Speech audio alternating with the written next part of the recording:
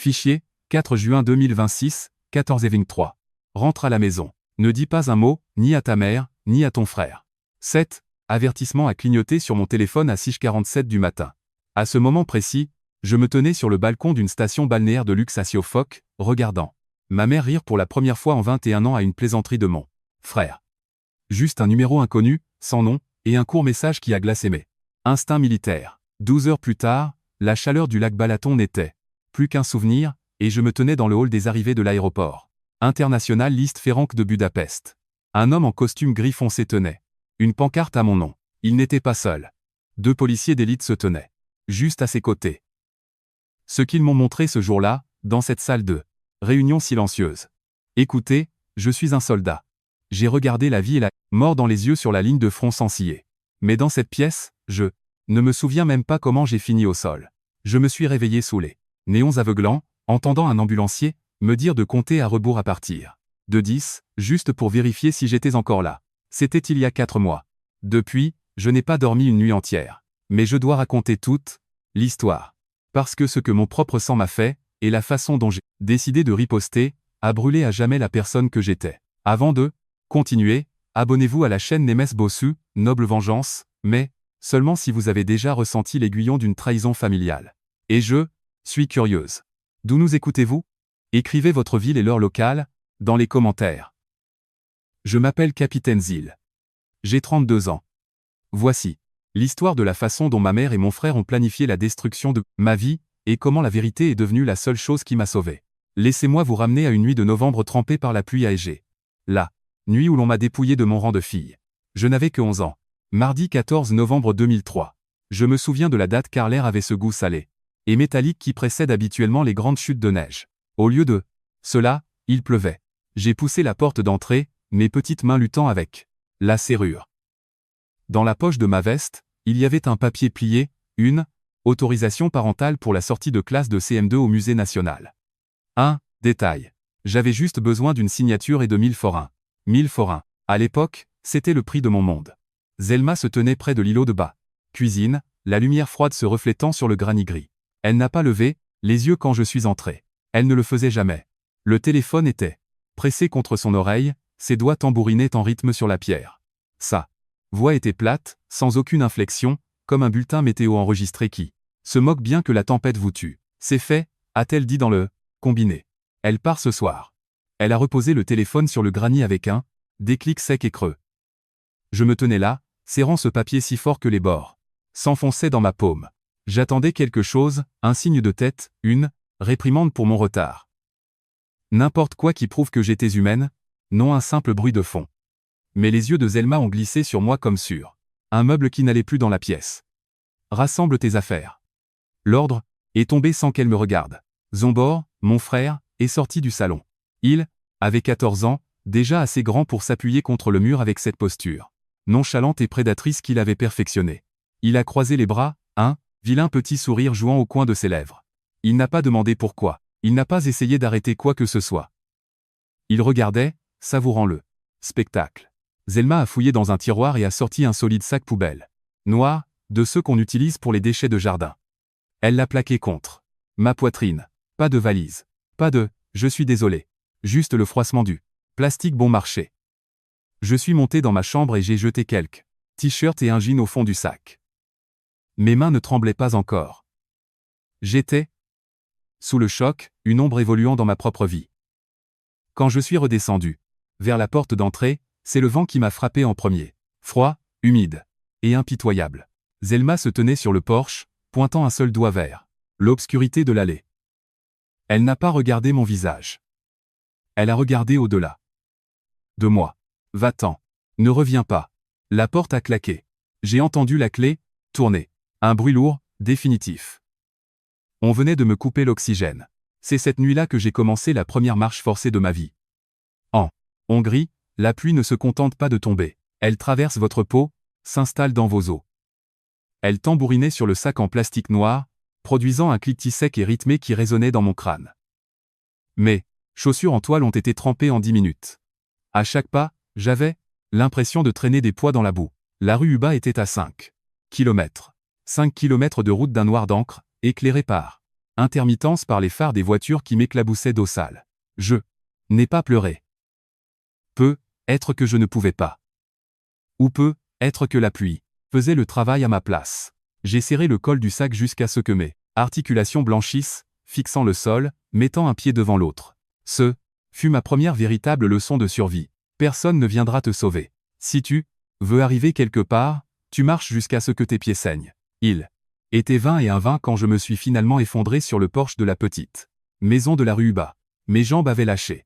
J'étais là, grelottante, serrant ce sac rempli de chiffons mouillés comme un trésor. La lumière extérieure s'est allumée, transperçant l'obscurité. La porte s'est ouverte. Kadoza Varcox était là. Un homme qui passait sa vie dans des chemises en flanelle tachée d'huile. Un mécanicien à la retraite qui parlait plus avec ses mains qu'avec sa bouche. Il s'est figé en me voyant, une épave de 11 ans, dégoulinante à ses pieds. Il n'a pas décroché le téléphone pour hurler sur Zelma. Il n'a posé aucune question. Il s'est simplement agenouillé devant moi, sur le bois dur, laissant la pluie glaciale de mes vêtements détremper sa chemise. Il se moquait du sol. Il se moquait du désordre. Il m'a serré contre lui, il sentait l'huile de moteur, le tabac et la sécurité. Il me tenait si fort que j'entendais son cœur battre à travers le tissu épais de sa veste. Tu es à la maison, mon petit oiseau. Sa voix était un grondement profond contre le sommet de ma tête. Ce fut la dernière étreinte chaleureuse que j'ai reçue d'un membre de ma famille de sang au cours des 21 années suivantes. Je ne le savais pas encore, mais Kadoza commençait déjà à construire la forteresse juridique qui finit par me sauver. J'étais en sécurité, mais en regardant la route sombre derrière moi, je savais que la petite fille qui avait parcouru ces 5 kilomètres avait disparu. La fille était morte. Le soldat, lui, commençait à peine à s'éveiller. La maison de Kadoza était ma station de réparation tactique. Pendant 7 ans, un silence absolu a régné depuis la maison à l'autre bout de la ville. Zelma n'appelait pas. Zombor n'envoyait pas de carte postale. Ils m'avaient effacé de leur vie comme une tache de graisse sur un comptoir de cuisine. Un coup d'éponge, et je n'existais plus. Les samedis après-midi, je m'asseyais sur une caisse de lait dans un coin du garage de mon grand-père. Je le regardais démonter des moteurs de tondeuse, ses mains couvertes de boue noire et de crasse. L'air était toujours épais de l'odeur du dégraissant et des vieux cigares. Je me souviens lui avoir demandé un jour, alors qu'il fouillait au fond d'un carburateur, pourquoi il n'était jamais venu me chercher. Grand-père s'est arrêté. Il a posé la clé de 13 sur l'établi en acier. Le choc métallique a résonné entre les murs de béton. Il m'a regardé avec le regard inébranlable d'un vieux soldat. Un jour, Zil, tu comprendras pourquoi je t'ai gardé ici. Pourquoi je t'ai tenu loin d'eux, a-t-il dit. Sa voix ressemblait à celle d'un camion tournant au ralenti par grand froid. Il n'a pas donné d'explication. Il s'est remis au moteur. Quand j'ai eu 18 ans, 3 semaines avant d'entrer à l'académie militaire, grand-père est mort dans son sommeil. Pas de drame, juste une chaise vide à la table du petit déjeuner et une maison soudainement trop grande. L'enterrement fut une petite cérémonie grise, dans une église de banlieue qui sentait les vieux livres de cantiques et les manteaux humides.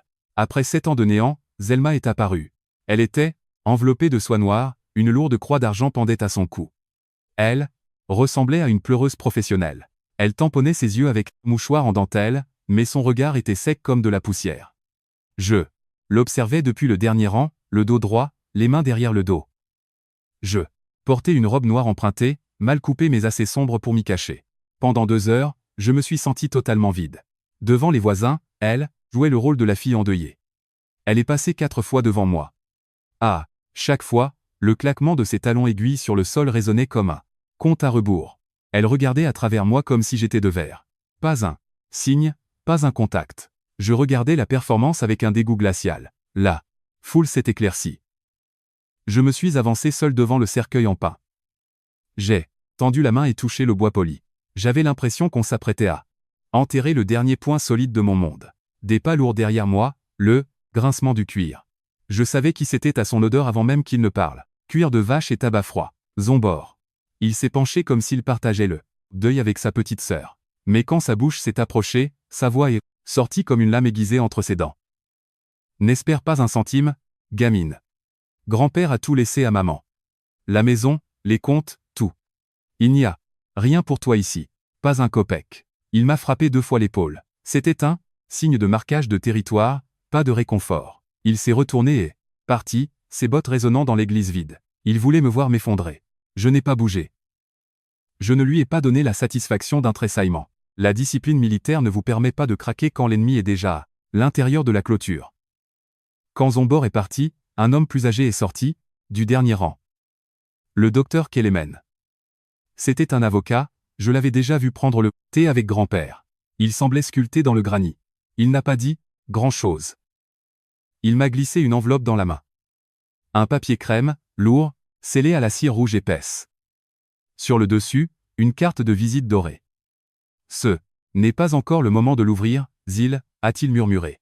Son regard était dur, mais il y avait autre chose. Du respect? J'ai acquiescé 2 fois.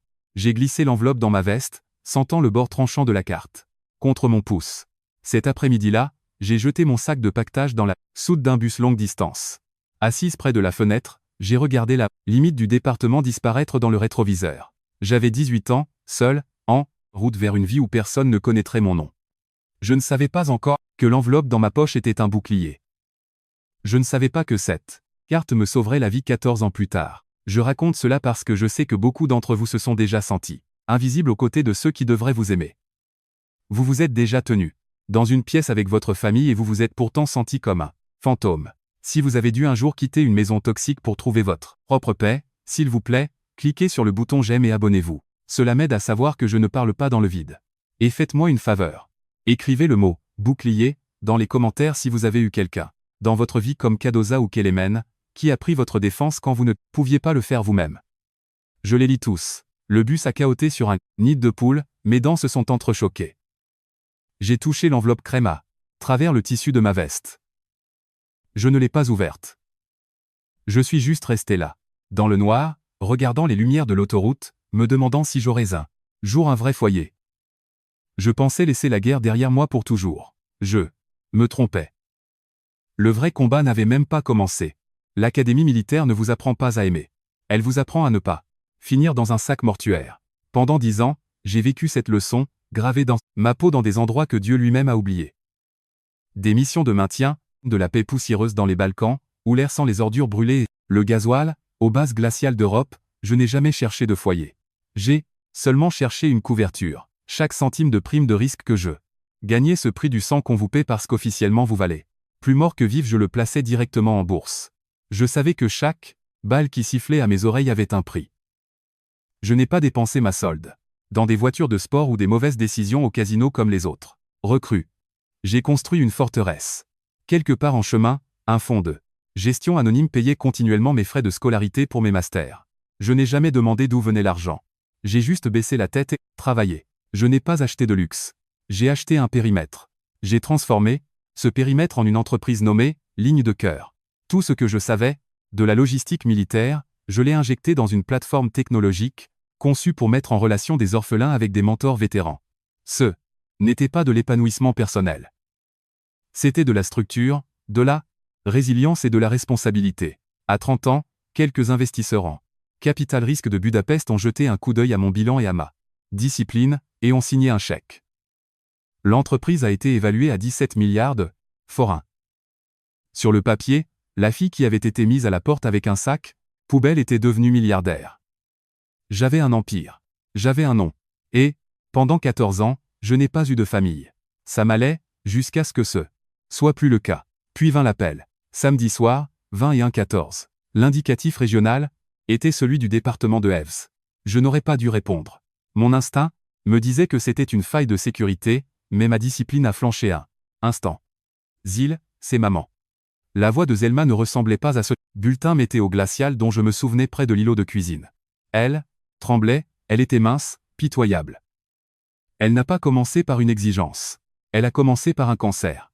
Stade précoce, disait-elle, mais mortel s'il n'était pas traité. En 2 minutes, elle a réussi à dire 4 fois « Je suis désolée ».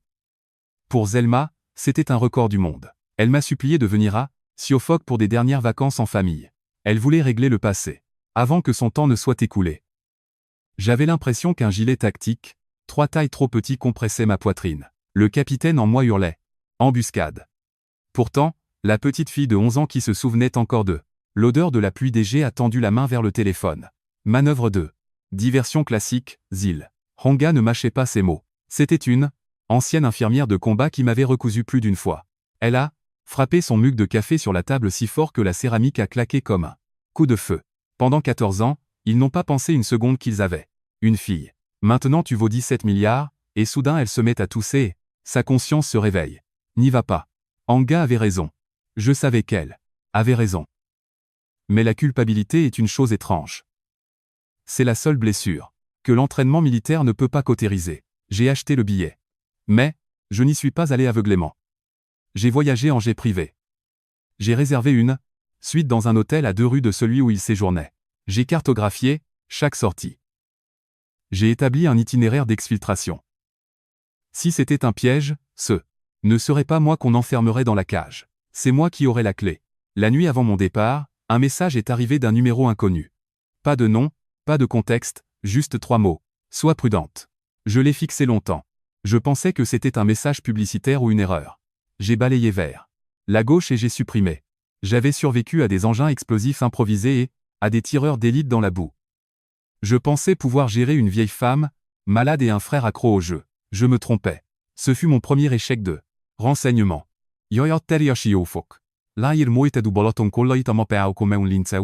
Humide. À peine sorti de l'avion, mon téléphone a vibré à nouveau. Même numéro, autre message. Ce n'est pas ton visage qu'il regarde, Zil. C'est ton compte en banque. J'ai glissé le téléphone dans ma poche et serré mon sac. La guerre était revenue à la maison, et je venais d'entrer dans la zone d'élimination. J'ai vérifié l'heure. Dis-je 2. J'avais 3 heures avant le dîner de famille. 3 heures pour décider si j'étais l'invité d'honneur ou la victime. J'ai marché vers la voiture de location, le dos droit, les yeux balayant le périmètre. Au loin, j'entendais le lac. On aurait dit le bruit statique d'une radio morte. Je n'étais pas venu en vacances. J'étais venu pour un briefing, et si Zelma voulait jouer la carte du cancer, je m'assurais de voir ses rapports médicaux d'abord, pas ses larmes. Ce n'est pas en ayant le cœur tendre que j'avais atteint les 17 milliards. C'était en étant celle qui ne s'y est pas. J'ai quitté l'aéroport, les chiffres verts de mon compte bancaire clignotant dans mon cerveau comme un affichage tactique. Ils ont 17 milliards de raisons de mentir. J'ai une seule raison de rester.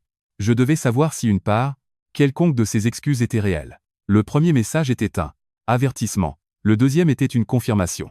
Arrivé à l'hôtel, je savais une chose avec certitude, ce n'était pas une réunion de famille. C'était une opération de sauvetage. Et j'étais la cible. Siofok ressemblait à une carte postale, mais pour moi, c'était un abattoir. Le soleil hongrois était agressif, faisant s'évaporer le sel dans l'air, et les peupliers se dessinaient sur le ciel bleu comme des dents dentelées. Zelma m'attendait sur la terrasse dans un fauteuil roulant électrique.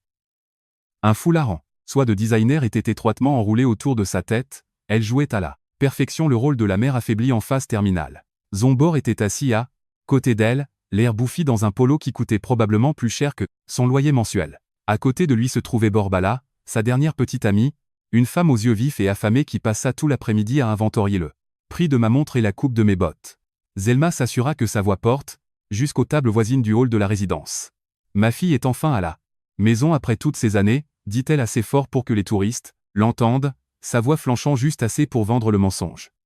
Elle construisait le récit, préparait le terrain pour que, si les choses tournaient mal, je sois la fugitive sans cœur et elle, la sainte victime. Je ne l'ai pas corrigée. Je suis restée assise là, la colonne vertébrale droite comme une barre de fer, les mains à plat sur la nappe. J'observais les yeux de Zombor. Il ne regardait pas une sœur qui lui manquait.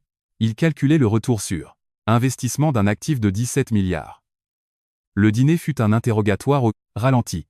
L'odeur de carapace de crevettes brûlées s'élevant du grill de la résidence pesait lourdement dans l'air humide, se mélangeant au clapotissant âme et rythmique des vagues du Balaton sur le rivage. Zombor attendit que la moitié du vin soit consommée avant de commencer à chercher des mines. Il s'est adossé, a fait tourner son verre et a lâché une phrase comme un poids de plomb.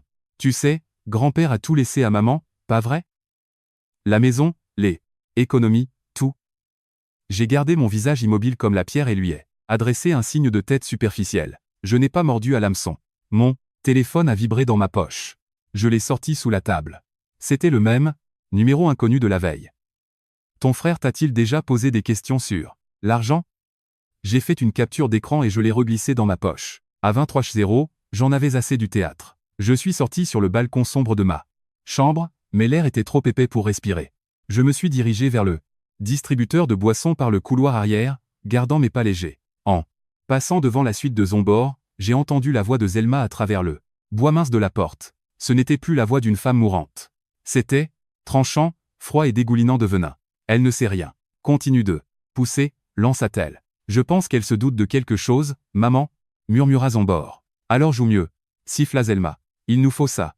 Signature, et maintenant. Je suis resté longtemps dans l'ombre du couloir, mon pouls régulier malgré la bile qui me montait à la gorge. Ce n'était pas des vacances en famille. C'était un braquage. Le 3e matin, Zombor décida de presser la détente. Il n'attendit pas que le café refroidisse. Il fit glisser une épaisse pile de papier sur la table de petit déjeuner en bois. Le crissement du papier sur le bois était comme un couteau sur une assiette. Maman s'affaiblit, et je me noie dans les affaires de la maison, dit Zombor, essayant de paraître comme un fils accablé. C'est juste une procuration standard pour les biens familiaux. Signe-la, pour que les choses puissent avancer sans qu'on ait besoin de te déranger toutes les 5 minutes. Je n'ai pas pris le stylo. J'ai feuilleté les pages. Ce n'était pas standard. C'était une cession totale. Cela leur donnait un accès complet à mes comptes bancaires, mes propriétés, ma vie. Signer cette page aurait signifié remettre les clés de la forteresse de 17 milliards que j'avais construite. Pendant 10 ans dans la boue et la poussière. J'ai replié le document et j'ai regardé Zombor droit dans les yeux. Je dois lire ceci attentivement, ai-je dit d'une voix aussi plate qu'une tonalité d'occupation. Le visage de Zombor vira au rouge tacheté. Il frappa sa fourchette contre son assiette en porcelaine, avec une telle force que le son résonna sur la terrasse silencieuse. Tu ne fais pas confiance à ta propre famille, Zil? Je n'ai pas répondu. Je me suis levé et je suis parti. Dans ma chambre, j'ai pris des photos hautes, à résolution de chaque page et je les ai envoyées à un avocat militaire avec qui j'avais servi en Europe. 10 minutes plus tard, la réponse arriva en une seule ligne. Ne signe pas. Cela lui donne le contrôle total sur tout ce que tu possèdes. Presque instantanément, un 3e message du numéro inconnu s'afficha sur mon écran. Rentre chez toi. Ne leur dis pas un mot. Pars. Maintenant. L'expéditeur affirmait être quelqu'un en qui mon grand-père avait confiance. J'avais 2 choix, rester et me battre contre ceux avec qui je partageais mon ADN, ou écouter un étranger. J'ai choisi la survie. À 4h30 du matin, alors que la résidence était encore plongée dans un silence de mort et que le seul bruit était le clapotis indifférent du lac, j'ai emballé mon équipement. Je n'ai pas utilisé l'ascenseur. Je suis descendu par l'escalier de service, mon sac sur l'épaule, me déplaçant comme une ombre par les sorties de secours.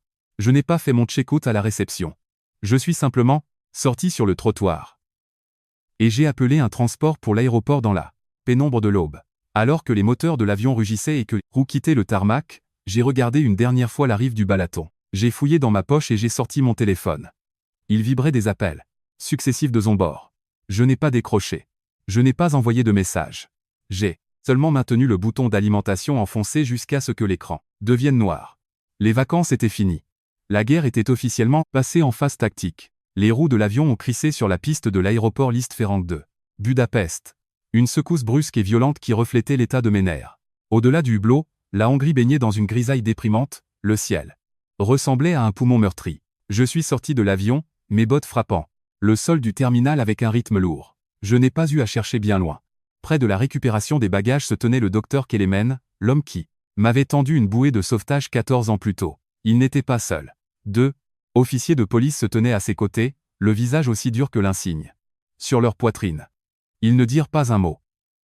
Kelemen fit un signe de tête solennel, et nous traversâmes le terminal comme un cortège funèbre. Nous retrouvâmes dans une salle de réunion d'arrière-boutique, une boîte stérile sans fenêtre cachée au bout d'un couloir de maintenance. L'air de la pièce était vicié, sentant le produit de nettoyage industriel et le café brûlé. Au-dessus de nous, les néons vibraient avec un bourdonnement aigu et irritant qui faisait se dresser les poils sur mes bras. Reka était déjà là. C'était une détective privée, une femme qui semblait avoir passé la moitié de sa vie dans l'ombre. Elle ne me tendit pas la main. Elle ouvrit simplement un dossier marron. Ton grand-père, dit Kelemen, sa voix lente et lourde. Il était plus intelligent qu'on ne le pensait. Il n'a jamais laissé un centime à ta mère. Pas un kopek. Il a laissé 2 milliards de forints dans un fonds de gestion pour toi, Zil, et pour Zombor. Zombor est dans de beaux draps. Il doit 120 millions de forints à des gens très mal intentionnés à cause de dettes de jeu. Ils ont trouvé le projet de testament. Ils savaient qu'ils en étaient exclus. Reka poussa une pile de photos de surveillance brillante et de transcription de messages sur la table. Le papier bruissa, un son sec et râpeux qui semblait trop fort dans la pièce silencieuse. Il ne voulait pas seulement ta signature sur cette procuration, Zil, dit Reka, plantant ses yeux dans les miens. Ils n'avaient pas besoin que tu signes. Ils avaient juste besoin que tu disparaisses. Elle expliqua la logistique avec le détachement froid d'un actuaire d'assurance. La procuration était le plan A.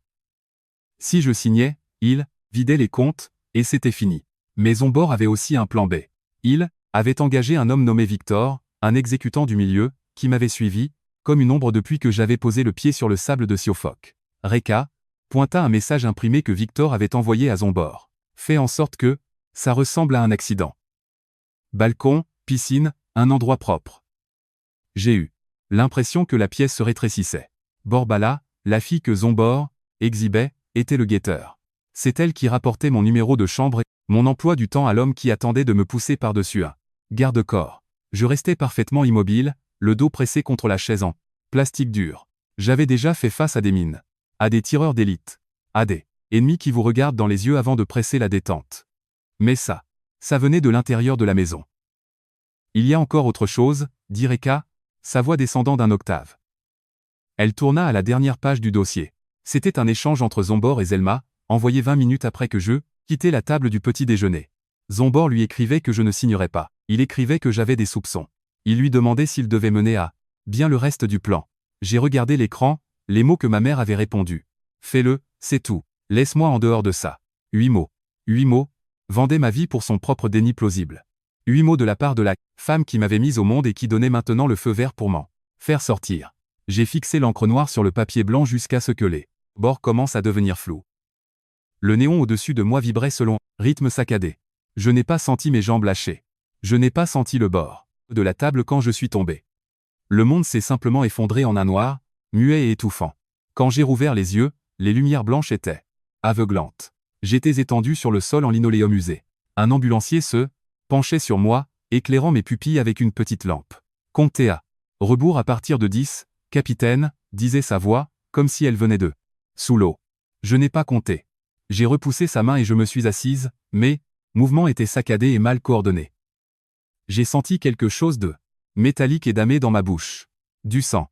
Je m'étais mordu la lèvre. Un froid, plus profond et plus permanent que tout ce que j'avais ressenti dans les montagnes des Balkans, parti de la base de mon crâne et parcouru toute ma colonne vertébrale. Il gela le deuil. Il gela le choc. Il ne laissa rien derrière lui, si ce n'est le tranchant acéré de la lucidité. Je n'ai pas pleuré. Je n'ai pas demandé pourquoi. Ces questions sont pour une fille qui a encore une mère. Je me suis levé, m'appuyant un instant contre le mur jusqu'à ce que mon équilibre revienne. J'ai regardé le docteur Kelemen. Son visage était le masque de l'inquiétude professionnelle, mais je n'avais pas besoin de sa pitié. J'avais besoin de son impitoyabilité. Je ne veux pas de vengeance, ai-je dit. Ma voix ne ressemblait pas à la mienne. Elle était sèche et plate, comme du métal grinçant sur de la pierre. Je veux qu'ils perdent tout. Je veux qu'ils se réveillent dans un monde où ils n'ont plus un centime, plus un ami, ni un toit au-dessus de leur tête. Je veux qu'ils perdent tout. Commencez. Kelemen ne s'y a pas. Il fit simplement un signe de tête et se saisit de son téléphone. Reka ferma le dossier d'un geste ferme. Au dehors, au loin, une sirène hurlait, un son solitaire et lugubre qui traversait l'après-midi gris de Budapest. La fille en moi était officiellement morte. Le soldat était de nouveau en service. Et cette fois, je ne me battais pas pour un drapeau. Mais pour la seule chose qui restait. La vérité.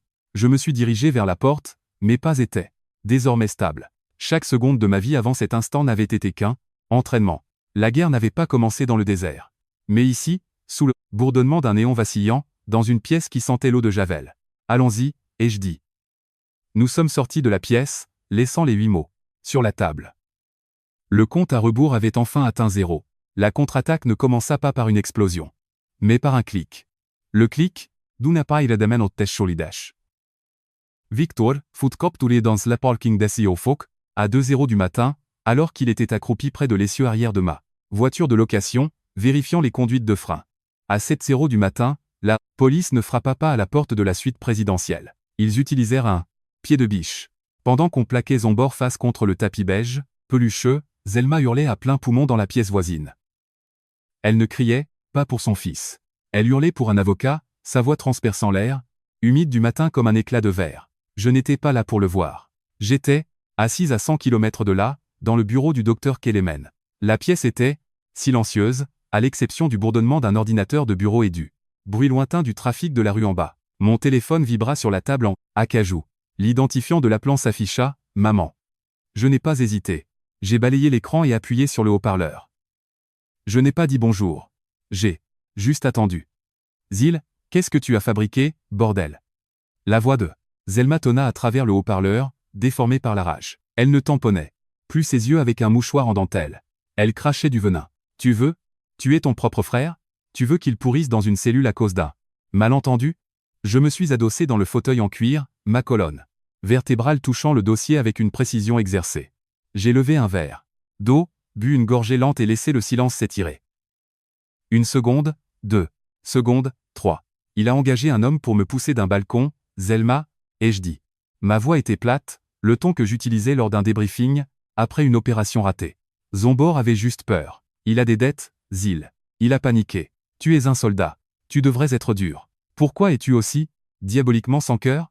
Appeler la police contre ton propre sang pour une petite frayeur. J'ai regardé Kelemen. Il m'observait, les yeux plissés. J'ai fouillé dans le dossier sur la table et j'ai sorti la transcription que Reka m'avait remise à l'aéroport. Je me suis raclé la gorge et j'ai relu les mots. La femme qui m'avait porté 9 mois sous son cœur. Zombor. On mène à bien le reste du plan? Zelma. Fais-le, c'est tout. Laisse-moi en dehors de ça. La ligne devint mortellement silencieuse. J'entendais sa respiration. Un son, saccadé, désespéré, à l'autre bout de la connexion. La manipulation psychologique était terminée. Le masque n'avait pas seulement glissé. Il s'était brisé en 1000 morceaux.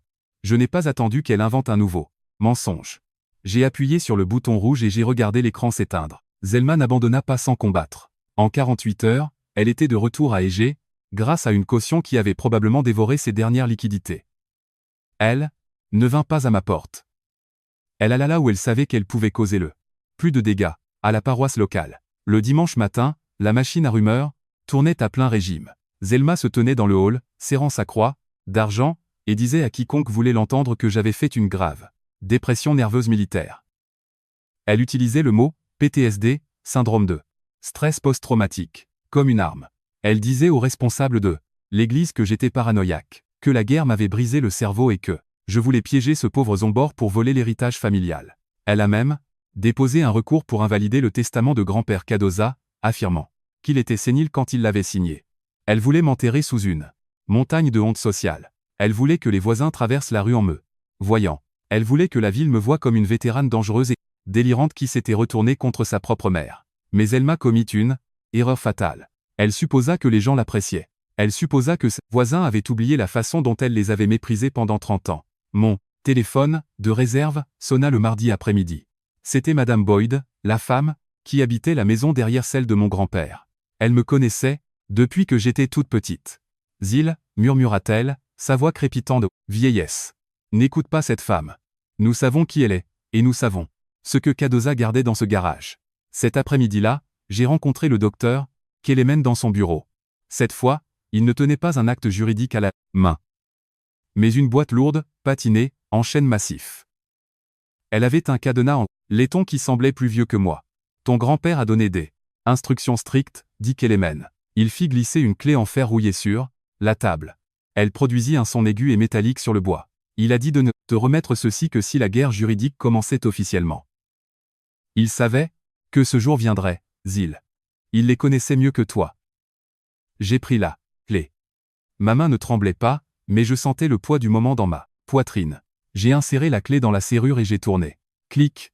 J'ai soulevé le couvercle. Une odeur de cèdre et de vieux papier jauni s'en est échappée. Je m'attendais à de l'argent, à un titre de propriété secret. À la place, j'ai trouvé 7 cahiers à spirale noire, les bords usés et tachés de graisse de moteur. Cardoza Varcox n'était pas seulement mécanicien.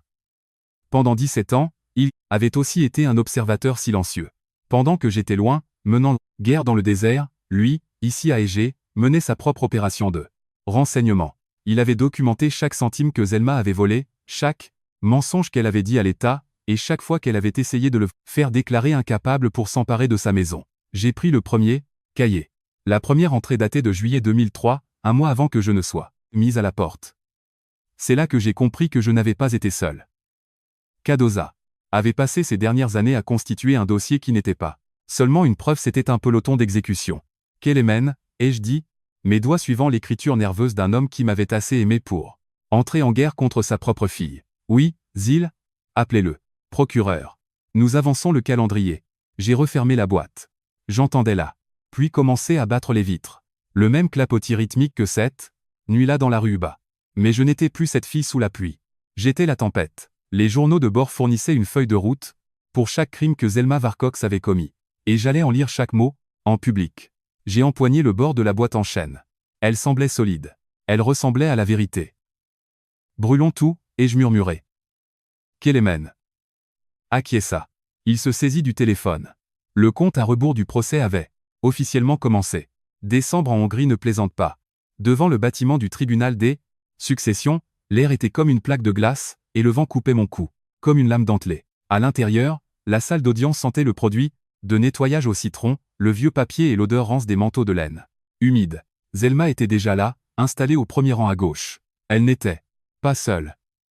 Elle avait amené sa chorale, une demi-douzaine de femmes de sa paroisse qui serraient toutes leurs bibles et me lançaient des regards assassins. On aurait dit qu'elles attendaient un exorcisme. L'avocat de Zelma, un certain Holloway, qui sentait le café aigre et la menthe bon marché, commença sa déclaration d'ouverture. Il peignit le portrait d'un Cadoza Varcox fragile et confus. Il utilisa des mots comme sénile et capacité de discernement limitée. Il me pointa du doigt, le soldat renégat, la petite fille qui était restée loin pendant 14 ans et qui n'avait frappé que lorsqu'elle avait senti l'odeur de l'argent dans l'air. J'étais assise là, les mains croisées sur la table en chêne, la colonne vertébrale droite comme une baïonnette. Je ne le regardais pas. J'observais le marteau du juge. Le docteur Kelemen ne se leva même pas. Avant qu'Holloway ait fini de se plaindre. Quand il le fit enfin, il ne fit pas de discours. Il commença simplement à tirer. Premier coup, Kelemen fit glisser un dossier bleu sur le bureau du juge. L'expertise psychiatrique indépendante du docteur Sterling, dit Kelemen, sa voix étant un grondement profond et régulier. Réalisé exactement 2 semaines avant la signature du dernier testament. Conclusion du médecin. L'esprit de Cadoza Varcox était aiguisé comme un rasoir. Il n'était pas confus. Il était dégoûté. J'ai vu la mâchoire d'Holloway se crisper. Les dames d'église de Zelma arrêtèrent de chuchoter. Kelemen ne s'arrêta pas. Deuxième coup, il sortit l'un des cahiers noirs à spirale de la boîte en chêne.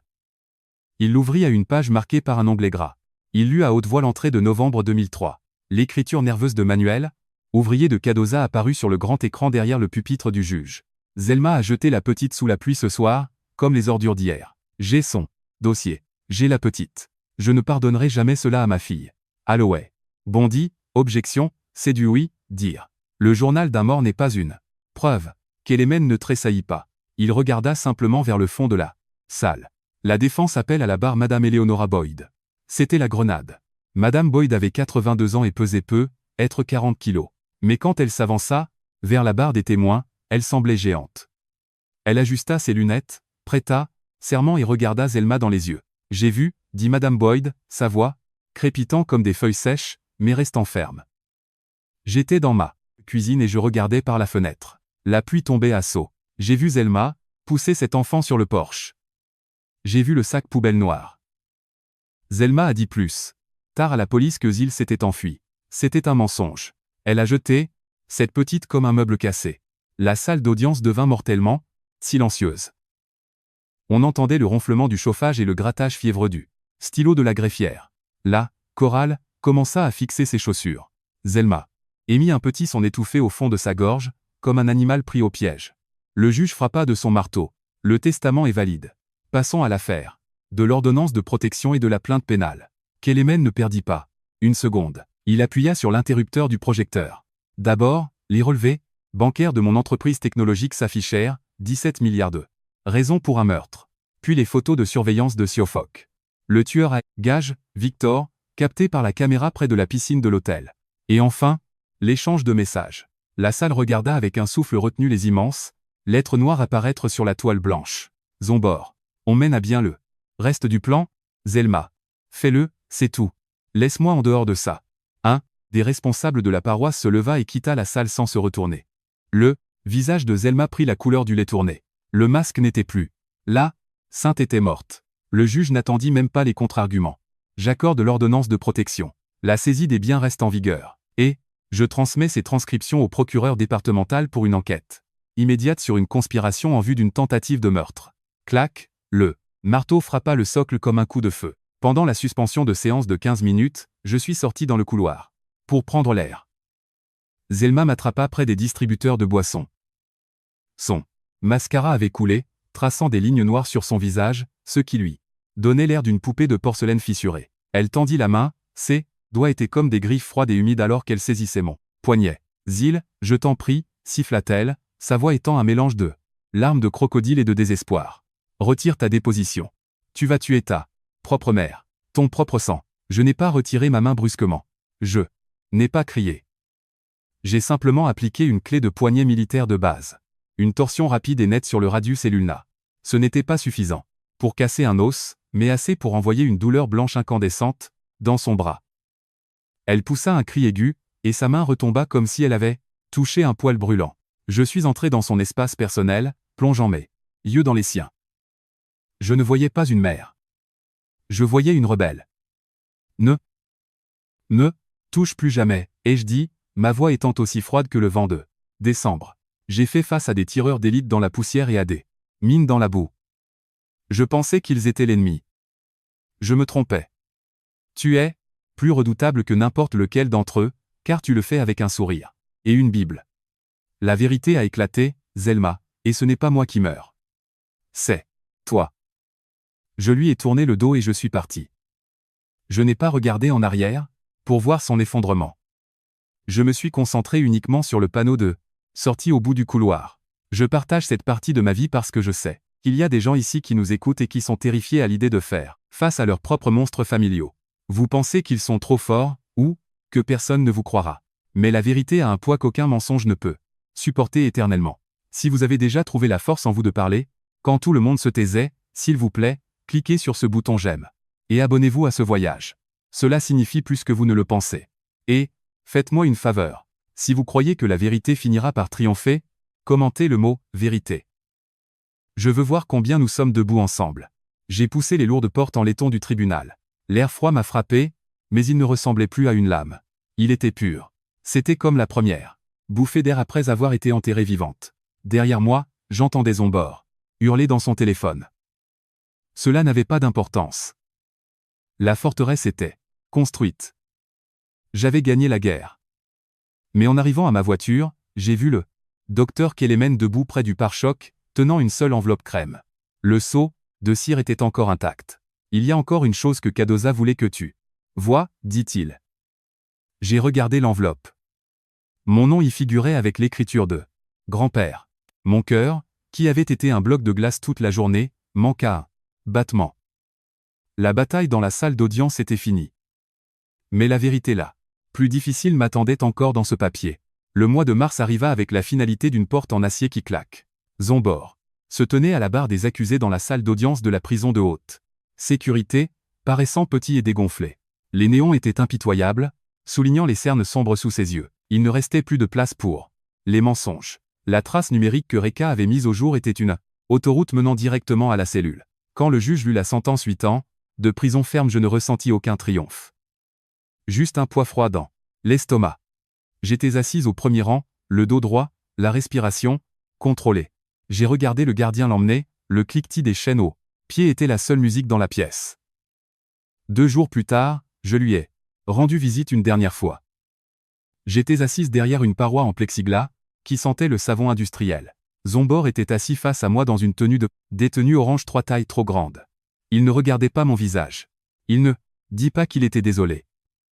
Il se pencha en avant, ses articulations blanchissant sur la table stratifiée. C'est juste l'argent qu'il me fallait, Zil, grogna-t-il, sa voix étant un râle dentelé. Tu en avais trop. Tu n'étais qu'un obstacle, une ligne sur la liste.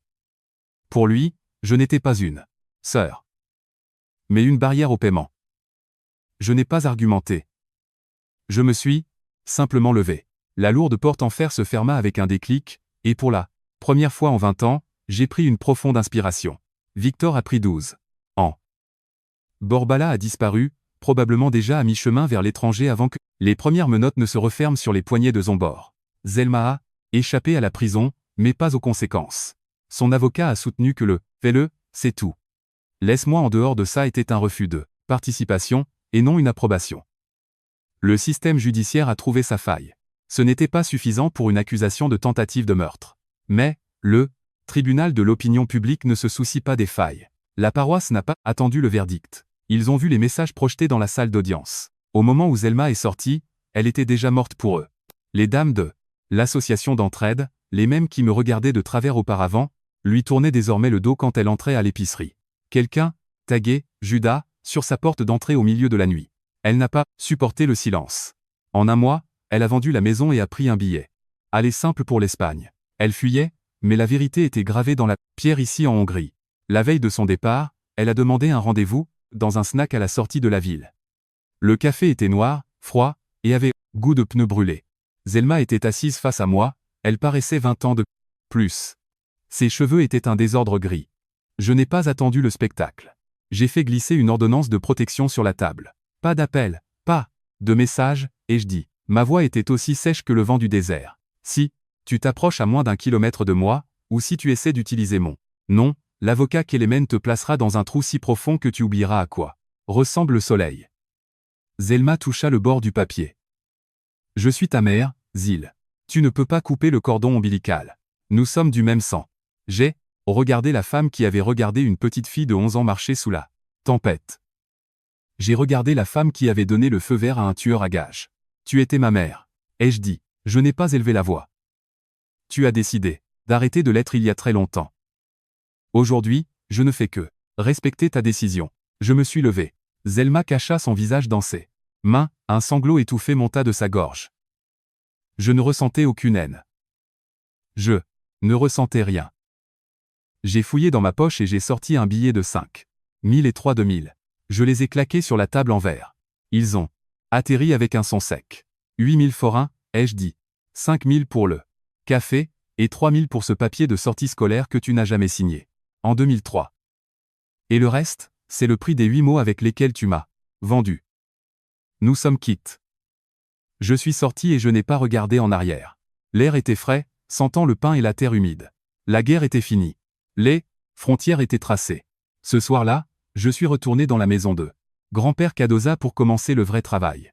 La procédure de succession était close, mais la maison était pleine de fantômes.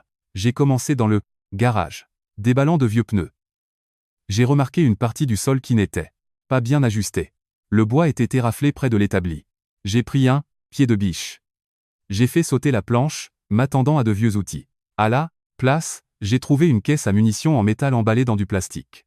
Je l'ai sortie, mon pouls battait fort. J'ai fait sauter le loquet. À l'intérieur se trouvait une photo de mon père, l'homme dont on disait qu'il était mort avant même ma naissance. Mais au dos, il y avait une date d'il y a 3 ans, et un numéro de téléphone espagnol. Mes mains se sont mises à trembler. La guerre n'était pas finie. Elle avait juste changé de front. J'ai regardé le numéro, puis la photo. Mon père est en vie, et Zelma se dirige, exactement là où il se trouve. La véritable opération de sauvetage commençait. J'ai cherché mon téléphone, mais je me suis arrêté. Je n'avais pas besoin d'un avocat, mais d'un éclaireur. Cadoza savait. Il l'avait toujours su. La boîte n'était pas seulement un peloton d'exécution. C'était une carte. Elle menait à l'homme qui m'avait abandonné. J'ai empoigné le pied de biche, l'acier, s'enfonçant dans ma paume. Je n'étais plus une fille. J'étais une chasseuse. C'est à la fin du printemps que je me suis réinstallé dans la maison de la rue Uba. L'endroit était un tombeau de vieux souvenirs et de poussière épaisse. Il était temps de l'éventrer. Je devais arracher la pourriture, le vieux papier, peint et l'odeur d'une vie vécue dans l'ombre. J'ai commencé par la chambre de Cadoza. L'air était vicié, sentant le cèdre et l'hiver stagnant. Près de la penderie, j'ai forcé les planches du plancher, le pied de biche grinçant contre les clous rouillés.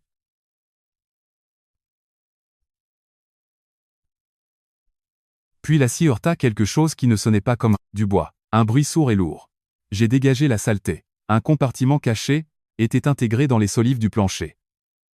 À l'intérieur se trouvait un classeur accordéon épais, emballé dans du plastique pour le protéger de l'humidité. Kelemen n'avait jamais mentionné de cachette secrète. Je me suis Assis sur le sol froid et j'ai allumé ma lampe torche tactique. J'ai sorti la première pile de papier. Mon cœur a fait un bond. Demande de droit de garde, pour les grands-parents. Date, décembre 2003. Un mois après mon arrivée avec ce sac poubelle noir. Ce n'était pas juste une requête. C'était 17. 17. Tentative distincte et acharnée de m'enlever à Zelma. 2003, 2004, 2005. Jusqu'à sa mort en 2010, chaque année, Kadoza Varcox était devant le tribunal de la famille. Il menait une guerre dont je n'avais jamais su qu'elle existait. J'ai lu les procès-verbaux les yeux brûlants. Zelma avait parfaitement joué le système. Elle se tenait là dans sa plus belle robe, serrant une Bible, et peignait Kadoza comme un mécanicien huileux et sénile, incapable d'élever une fille. Elle disait au tribunal qu'il était instable, alcoolique. Mon propre silence. Le silence d'un enfant terrifié, elle l'utilisait comme preuve que j'étais mieux chez elle. 17 fois, un juge a griffonné un refus. 17 fois, Kadoza est sorti de ce bâtiment de tribunal, est rentré à la maison et a repris sa clé, à molette. Chaque après-midi, il me regardait dans les yeux et ne laissait jamais s'échapper une seule goutte de cette amertume. Il a mené 17 campagnes, pour mon âme, et sur le papier, il les a toutes perdues. Mais il m'a nourri. Il m'a tenu au chaud. Il a troqué sa propre dignité, a laissé la ville croire qu'il était un échec, juste pour que je puisse grandir en pensant être une enfant normale. C'était un soldat qui n'a jamais battu en retraite, même quand la colline était déjà perdue. Tout en bas se trouvait une feuille de papier, jaunie. L'écriture était hachée, Zil, mon petit oiseau. J'ai échoué 17 fois. À tes côtés. Je n'ai pas pu te donner un nom qui ne soit pas lié à elle. Si tu trouves ceci, prends l'argent. Construis les choses que je n'ai pas pu construire. Fais-en un foyer d'où personne n'a le droit de te mettre dehors. Pas, même elle. Monte la garde, capitaine. La glace se rompit. Pour la première fois de ma vie, le masque professionnel tomba. Je ne me suis pas contenté de pleurer. Je me suis effondré. Je suis resté assise dans cette pièce. Poussiéreuse, sanglotant dans ce classeur en plastique comme si mes poumons étaient pleins d'éclats de verre. Mon grand-père ne m'avait pas seulement donné un toit. Il avait passé ses dernières années à acheter une vie pour moi. C'était le seul homme qui avait véritablement monté la garde sur moi. Pendant 10 ans, j'avais cru n'être qu'un cas de charité sans amour. 3 mois plus tard, la rénovation était terminée. La maison de la rue Uba était devenue une forteresse de paix. C'était un vendredi après-midi, gris, et une petite pluie fine et froide tombait, comme cette nuit de 2003. J'étais dans la cuisine quand j'ai aperçu une silhouette à travers la fenêtre. Zelma. Elle se tenait de l'autre côté de la rue, blottie sous un poncho en plastique. Elle semblait rabougrie. Ce port de tête arrogant avait disparu, remplacé par le regard d'un chien errant. Elle fixait le porche, les yeux mouillés, cherchant une faille. La petite fille de 11 ans en moi, qui voulait encore croire en une mère, a ressenti une impulsion vers la serrure, mais le capitaine a repris le contrôle. Je n'ai pas ouvert la porte. Sortant sur le porche, je me suis arrêté, en haut des marches. Je n'ai pas pris de manteau. J'ai laissé la pluie frapper mon visage. Les épaules tirées, le menton levé, je restais là. Je montais la garde. À travers l'asphalte mouillé, j'ai plongé mes yeux dans les siens et j'ai secoué la tête. Un seul, non, lent et réfléchi. Plus d'entrée. Plus de faille. De sécurité. Le visage de Zelma s'effondra. Elle regarda ses chaussures trempées, et se détourna. Elle se mit en marche, ses pas faisant un bruit de succion dans les flaques. Cette fois, ce n'était pas moi qui marchais vers l'obscurité. Je les regardais jusqu'à ce qu'elle ne soit plus qu'une tache sous la pluie. Je me suis retourné pour rentrer, mais un éclat de lumière a attiré mon regard. Une berline noire tournait au ralenti au bout de la rue. La portière côté conducteur s'ouvrit, et un homme en sortit. Il était grand, les cheveux gris, et tenait une pièce militaire à la main. Il ne bougeait pas, il fixait simplement. Mon sang s'est glacé. Ce n'est pas encore fini. Les 17 campagnes n'étaient que le début. J'ai cherché mon téléphone, mais je me suis arrêté. Je connaissais cet homme, par une photo que je n'aurais pas dû avoir. Je suis descendu du Porsche, là, puis trempant ma chemise, et je me suis dirigé vers lui. Papa, ai-je murmuré. L'homme ne répondit pas. Il pointa simplement vers la boîte aux lettres. À l'intérieur se trouvait un seul sac poubelle noir et un message. Il est temps de finir le travail. J'ai regardé le sac, puis l'homme. La pluie tombait désormais à torrent, lavant la dernière paix de la rue Uba. La guerre était devenue mondiale. La maison de la rue Uba ne sentait plus la terre humide ou les secrets. Une odeur de peinture blanche fraîche, de bois de pin et de cette cire à parquet haut. Citron que les enfants piétinaient sans cesse flottait dans l'air. Je me tenais. Au bout de l'allée, regardant l'enseigne en bois gravé à la main suspendue. Au-dessus du portail, le nid des varcoques. Ce n'était pas le monument d'un mort. C'était un pont pour les vivants. J'avais utilisé l'argent provenant des fondations de la ligne de cœur pour transformer l'héritage de grand-père Cardoza en un foyer d'accueil temporaire pour des enfants jetés avec les ordures. Du matin. Exactement comme moi en 2003. Eux n'avaient pas à attendre sous la pluie. Ils n'avaient pas à dormir dans des garages. Nous leur offrions plus qu'un lit. Nous leur donnions un périmètre. Anga était là, elle avait troqué son sac d'infirmière de combat pour un poste de premier secours dans une pièce ensoleillée. Reka s'occupait des vérifications d'antécédents et de la sécurité. Nous n'étions pas une famille de sang, et c'était très bien ainsi. Le sang est ce que Zelma utilisait pour justifier un meurtre. Le choix est ce qui nous maintenait en vie. J'avais appris que la famille n'est pas le nom sur l'acte de naissance. C'est la personne qui saisit ta main quand tu es au bord du gouffre, et qui ne la lâche pas, peu importe la force du vent. Pour la première fois de ma vie d'adulte, je n'étais pas seulement un soldat, j'étais île. Mais baisser, sa garde est plus difficile que de prendre une colline sous une tempête de sable. Les mardis, j'allais en thérapie dans un bureau qui sentait la lavande. Je devais apprendre comment poser mon arme quand il n'y a pas d'ennemi dans la pièce. Je devais reconnaître que survivre n'est pas la même chose qu'aller bien. On peut éviter chaque balle sur le champ de bataille et pourtant se vider de sang par une blessure invisible.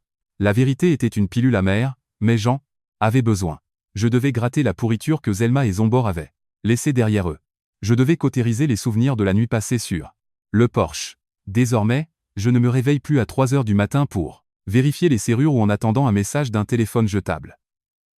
Je dors, tout simplement. 1 an après que le juge eut frappé de son marteau et mis fin à la guerre, j'étais assis sur le porche avec le docteur Kelemen. L'après-midi hongrois était chaud, l'air avait un goût d'herbe fraîchement coupée. Kelemen fouilla dans sa mallette et sortit une seule enveloppe crème. Le seau de cire était d'un rouge, sang profond et caillé. Rose m'a donné ceci à l'enterrement, dit Kelemen en la faisant glisser sur la table. Elle disait qu'à 18 ans, tu n'étais pas encore prête. Elle disait que tu en aurais besoin quand la poussière serait enfin retombée. Je l'ai prise. Le papier semblait lourd. J'ai passé mon pouce sur la cire, puis je l'ai brisé. Le son fut sec, comme la rupture d'une branche morte. À l'intérieur se trouvait la lettre de ma grand-mère, Rose. Son écriture était élégante, à l'opposé des griffonnages rudes de Cardoza. Zil, ne laisse pas la haine gagner, écrivait-elle. Ne laisse pas l'obscurité de Zelma faire de toi une version d'elle-même. Elle ne possède pas ton cœur. Construis ton propre nid. Remplis-le de gens qui te choisissent, exactement comme tu l'es choisi. Ton grand-père et moi. Nous t'avons choisi chaque jour béni. Et nous, te choisissons encore. J'ai replié la lettre et je l'ai glissée dans ma poche. J'ai regardé la pelouse où 3 garçons couraient après un ballon de football. Leur rire ricochait contre le mur voisin. Le ciel était d'un bleu clair et éclatant. Le poids qui pesait sur ma poitrine depuis mes 11 ans s'était enfin évaporé dans l'air humide. Si vous m'écoutez maintenant et que vous êtes pris au piège dans une maison où l'on vous traite comme un outil au lieu d'un être humain, écoutez-moi. Partir n'est pas une trahison. C'est une mission de sauvetage. Tracer une ligne face à son propre sang n'est pas du sans-cœur. C'est de l'honnêteté. Tu ne dois d'explication à personne pour avoir protégé ton propre âme. Tu n'as pas à rester dans un bâtiment en feu juste parce que tu connais ceux qui ont allumé l'incendie. Je m'appelle Zilvar Cox. Ils ont essayé de me prendre mon argent. Ils ont essayé de me prendre ma raison. Ils ont même essayé de me prendre la vie. Mais au final, ils n'ont réussi qu'à retirer leur propre masque. C'est moi qui me tiens sur le porche. C'est moi qui ai les clés. C'est moi qui décide qui peut franchir cette porte. La guerre ne m'a pas brisé. Elle a seulement montré de quoi j'étais faite. Et il s'est avéré que je suis plus que la somme de leurs erreurs. Je suis faite de la ténacité de Cardoza, de la grâce de Rose et de ma propre volonté de faire. Je me suis levé et je me suis dirigé vers les enfants, l'herbe craquant sous mes bottes. L'un d'eux a frappé le ballon trop fort, et il a roulé jusqu'à mes pieds. Je l'ai arrêté, j'ai regardé la maison en souriant. Le petit drapeau rouge sur la boîte aux lettres était baissé. Plus d'avertissement, juste un vendredi silencieux. Merci d'avoir fait partie de ce voyage, d'avoir été à mes côtés.